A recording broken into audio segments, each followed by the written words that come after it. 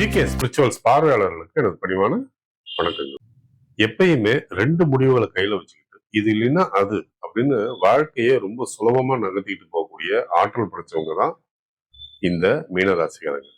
அப்படி இருக்கிறதுனாலவோ என்னவோ இந்த கிரகங்கள் எல்லாமே இந்த மீனராசிக்கு விரோதமா இருந்தும் நீங்க திறம்பட உங்க வாழ்க்கையை நடத்துறீங்கன்னு சொல்ல முடியும்.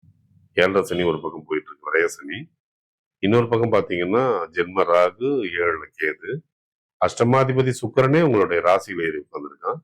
அது மட்டும் இல்லாம உங்களுடைய சுகாதிபதி, உங்களுடைய களத்திரசனாதிபதி, அதாவது வாழ்க்கை துணைக்கான அதிபதி, அந்த அதிபதியும் உங்களுக்கு ராசியிலேயே நீசம் பெற்று உட்கார்ந்துருக்காரு.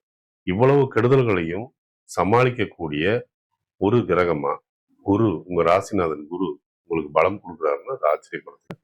உங்களுடைய தனாதிபதி செவ்வாய், 4ல இருக்கிற செவ்வாய் கூட ஏப்ரல் 7ஆம் தேதி 5ல நீசமானாலும் கூட உங்களை வழி நடத்தக்கூடிய ஆற்றல் உங்க ராசி அதிபதி குருவுக்கு இருக்குன்றத நீங்க புரிஞ்சுக்கிட்டு நீங்க தைரியமா உங்களுடைய வாழ்க்கை பயணத்தை தொடரலாம். தொழிலிடங்கள்ல உங்களுக்கு நிறைய நெருக்கடிகள் ஏற்படும். ஆனா இந்த முதல் 3 வாரம் மிகுந்த சுறுசுறுப்போட வேலையை பார்ப்பீங்க.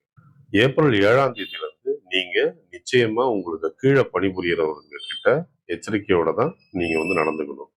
கூட பணிபுரிகிற சக ஊழியர்கள்கிட்டையும் நீங்க வார்த்தை விடாம இருக்கிறது ரொம்ப முக்கியமான ஒண்ணு. நீங்க நிதானத்தை கடைபிடிச்சாலே இந்த மாதத்தை நீங்க மிக எளிதா கடக்க முடியும்ன்றத நம்ம சொல்லலாம். சொந்த தொழில் செய்யக்கூடியவங்க, ஆலயம் சம்பந்தமான தொழிலில் ஈடுபட்டு இருக்கிறாங்களோ, அல்லது மர வேலை செய்யக்கூடியவங்க, அல்லது டிம்பர் ஷாப் வச்சிருக்கிறவங்க, அல்லது வாசனா திரவியங்கள் விற்கிறவங்க, விவசாயத்தை மேற்கொண்டு விவசாய பொருட்களை விற்கிறவங்க, இவங்களுக்கெல்லாம் ரொம்ப ரொம்ப ஆதாயத்தை அதிகமா தரக்கூடிய மாதம் எதுன்னு சொல்லலாம். ஆனால் அதிகமா இந்த மாதம் கடன் படாம பார்த்துக்கணும். இந்த கடன் தேவையில்லாத ஒரு சுமையை உங்களுக்கு உங்க மேல ஏற்றி விடணும்னா அதுல எந்தவித ஆச்சரியத்துக்கும் இடம் இல்லை. ஏன்னா கிரக சூழல்கள் உங்களை கடன் வாங்குறதுக்கு, உங்களை தள்ளுறதுக்கு வாய்ப்புகள் அதிகம். குடும்பத்துல நிறைய கூச்சல் குழப்பங்கள் உண்டு.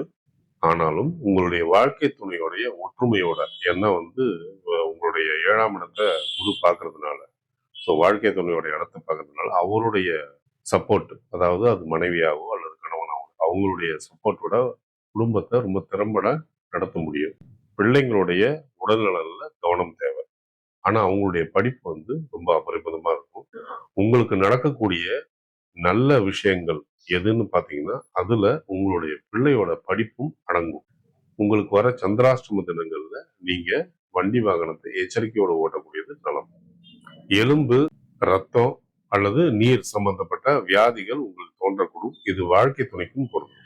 தாய் தந்தையினுடைய உடல் ஆரோக்கியத்துல கொஞ்சம் கவனம் எடுத்துக்கிறது நல்லது. முக்கிய முடிவுகளை எடுப்பதற்கு சாதகமான நாட்களை தேர்வு செய்வது மிகவும் நல்லது. உங்களுக்கு நல்ல தசாபுத்தி நடந்து கொண்டிருந்தால் பலன்கள் இருமடங்காக மாறும். சோதனையான தசாபுத்தி நடந்து கொண்டிருந்தால் பலன்கள் நடப்பதில் தடை தாமதங்கள் ஏற்படும். பாதகமான நாட்களில் முக்கிய முடிவுகளை எடுக்காமல் இருப்பது மிகவும் நல்லது. ஒருவேளை உங்களுக்கு நல்ல தசாபுத்தி நடந்து கொண்டிருந்தால் இந்த நாட்களை பற்றின கவலைக்கு அவசியமே இல்லை. சந்திராஷ்டம தினங்களில் தேவையற்ற பயணங்களையும் தேவையற்ற பேச்சுக்களையும் தவிர்ப்பது நலம். இந்த மாதம் உங்களுடைய நன்மைகளை அதிகரிச்சுக்கிறதுக்கும் உங்களுடைய தீமைகளை குறைச்சிக்கிறதுக்கும் நீங்க வழிபடக்கூடிய தெய்வங்கள் திருப்பதி வெங்கடாச்சலபதி, திருநள்ளாறு தர்பாரண்யேஸ்வரர், திங்களூர் கைலாசநாதர். இந்த கோயில்களுக்கு சென்று வழிபட முடியாதவங்க சந்திரன், சனி பகவான் இவங்களுக்குரிய தானியங்களை படைச்சு அவங்களுக்குரிய பரிகாரங்களை செய்யறது மூலியமா உங்களுடைய சிரமங்களை குறைச்சிக்கவும் நன்மைகளை ஊட்டிக்கவும் செய்யலாம்.